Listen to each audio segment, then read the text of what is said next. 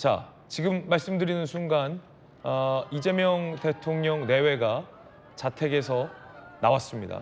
현충원으로 이동을 하고 있습니다. 현장 보시죠. 네, 경호원들이 보이고요. 이재명 대통령 내외가 지역 주민들과 인사를 나누고 있습니다. 현장 소리 좀 들려볼까요?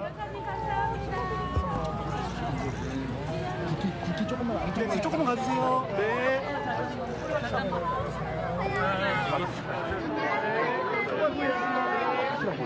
자, 양태정 변호사님, 여기가 이 계양 자택입니까? 예, 맞습니다. 계양구 박천역 인근에 있는 이재명 대통령의 자택이고요. 네. 계속 2022년 계양으로 이 대통령께서 오신 이후로 계속해서 계양에서 거주하면서 지역민들과 많은 스킨십을 통해서 기관계가 있어서 굉장히 많은 사람들이 환영 인파로 나온 걸로 보이고 있습니다. 우리 양태정 변호사님이 계양구 선대위원장이었잖아요, 이재명 대통령의. 그렇죠. 지난 22년 국회의원 재보궐 때랑 작년 총선 때도 제가 계양구에서 공동 선대위원장으로 있었죠. 계양구에 지금 살고 계시고 양 변호사님도. 네, 계양구에 있습니다. 그렇군요. 저것이 그러면 원래 이재명 대통령의 자택입니까? 네. 아니면 계양으로 오면서 이사를 온 겁니까? 그러니까 계양구 자택이고요. 계속 계양에서 지금 정치를 하시면서 계속 계양에서 거주하면서 국회를 출퇴근이나 그런 거 하고 계셨습니다. 네.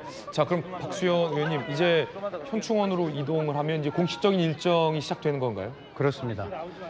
선관위의 결정으로 오늘 오전 6시부터 대통령의 임기가 정식으로 시작된 것으로 이렇게 알려져 있고요. 지금 당연히 모든 절차 중에 가장 먼저인 이 위대한 대한민국을 지켜내신 우리 애국 영령들의 영전에 그렇게 가서 고하는 그런 절차가 가장 먼저 선행이 돼야 되지 않겠습니까? 그래서 이동을 했다가 오늘 오전에 11시에 국회 로텐더홀에서 취임 선서를 하게 됩니다. 네. 인수위가 없이 출범하는 정부이니만큼 취임식이 아니라 취임 선서군요. 그렇습니다.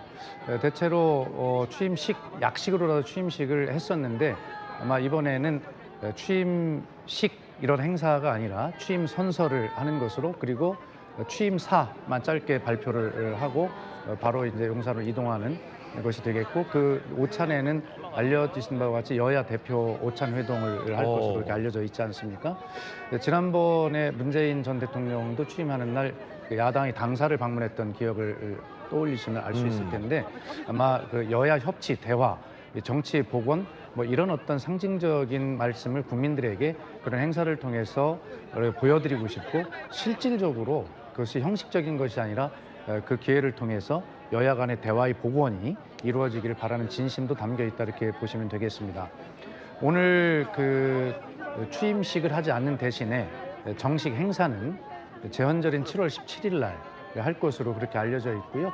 그때 하더라도 그것을 취임식이라고 하는 것으로 명명하지 아니하고 임명식으로 명명을 할 것으로 그렇게 알려져 있습니다. 그것은 이재명 정부의 이름을 아마 국민 주권 정부다 이렇게 호칭하거나 그 별칭으로 이렇게 사용할 것으로 보이는데, 아까도 제가 말씀드렸듯이 우리가 승리한 것이 아니라 주권자인 국민께서 선택하신 것이다 라고 모든 것의 주어를 국민 주권, 국민으로 놓고 볼 때 내가 취임하는 것이 아니라 주권자인 국민께서 나에게 임명장을 주시는 것이다 라고 하는 그런 겸손한 마음으로 일을 시작하겠다. 그래서 오늘은 취임식이 아니라 취임 선서와 취임사를 하고, 정식 행사는 7월 17일 날, 제헌절 날, 바로 헌법의 복원 이런 것들이 굉장히 중요한 가치가 아니겠습니까? 그날을 택해서 정식 행사를 하되, 그것마저도 취임식이 아니라 임명식이라고 하는, 국민을 모든 것의 주체로 놓는 그런 형식으로 진행이 될 것으로 그렇게 알려져 있습니다. 네.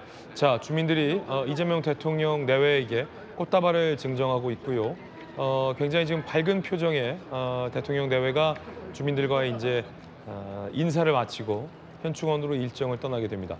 저기 지금 아파트 단지 내에 굉장히 멋있는 구조물도 있는데, 계양에 살고 있는 양 변호사님, 저기 어떤 동네입니까? 박춘역 인근에서 인근에 있는 좋은 아파트 단지고요. 네.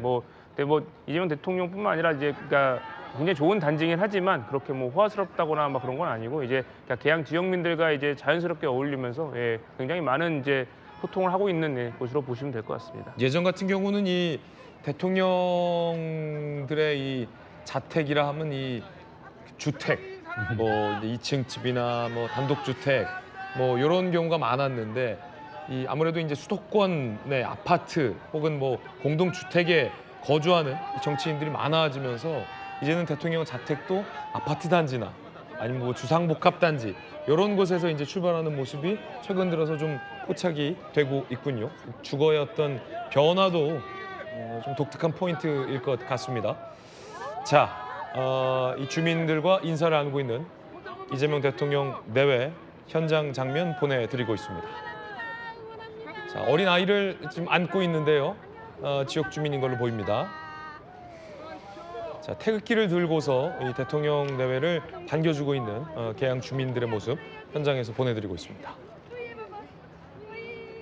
오늘 그 여야 대표 오차는 박수현 의원님 그러면 예. 어디에서 진행됩니까? 용산에서 집무실에 진행됩니까? 아니, 아니면 지금 국회에서 그것은 진행됩니까? 아직 구체적으로 공지가 되지 않았는데 네네. 아마 뭐 둘 중에 하나 아니겠습니까?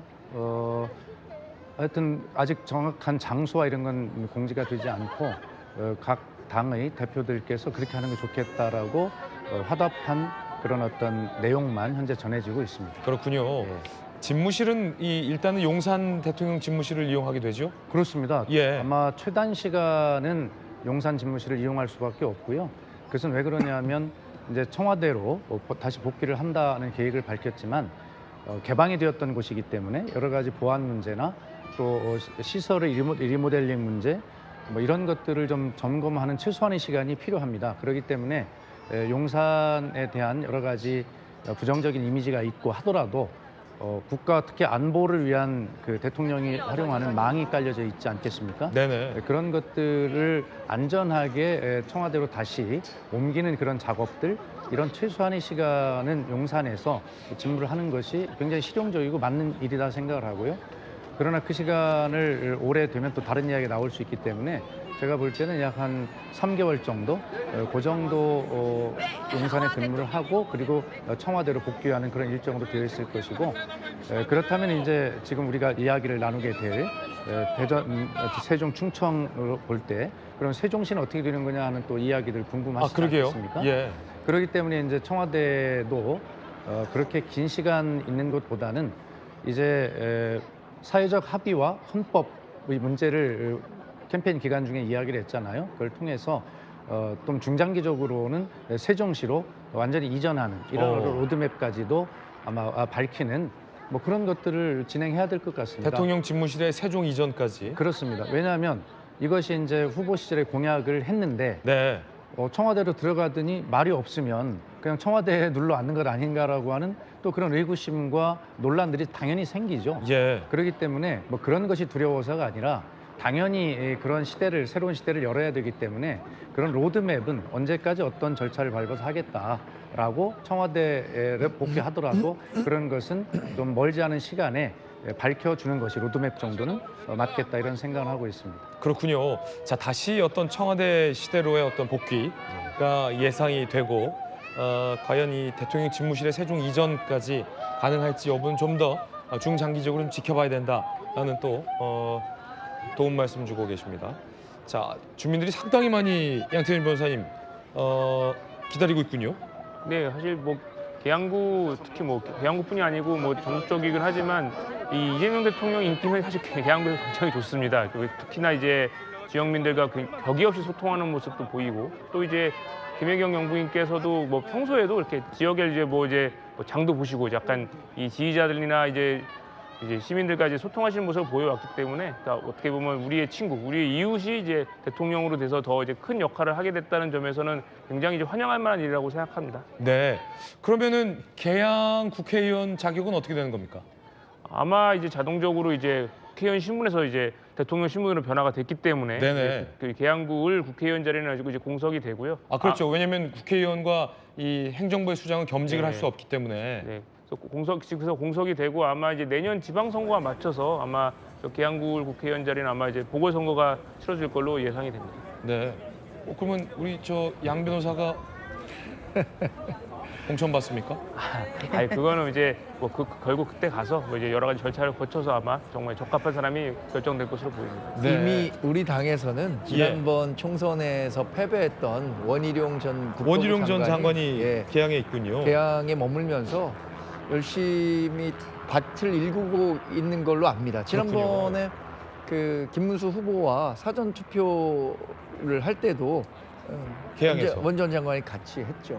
네, 자, 이 경호 차량에 이재명 대통령 내외가 탑승을 했습니다. 이제 인천 자택을 떠나서 현충원으로 이동을 하게 됩니다.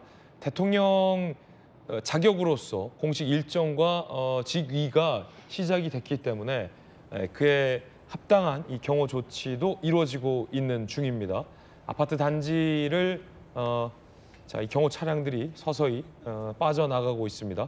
경호 인력들이 이제 아파트 단지를 벗어나고 나서는 이 경호 차량에 탑승을 해서 큰 대로에서는 이제 속력을 내면서 이제 경찰에 이제 호의를 받게 되고요. 교통 신호들도 이제 통제가 되죠. 대통령이 탑승한 차량은 정차하지 않는 것을 또 원칙으로 하기 때문에 도로 통제와 교통 통제 속에서 굉장히 빠른 속도로 현충원으로 이동할 것으로 보입니다.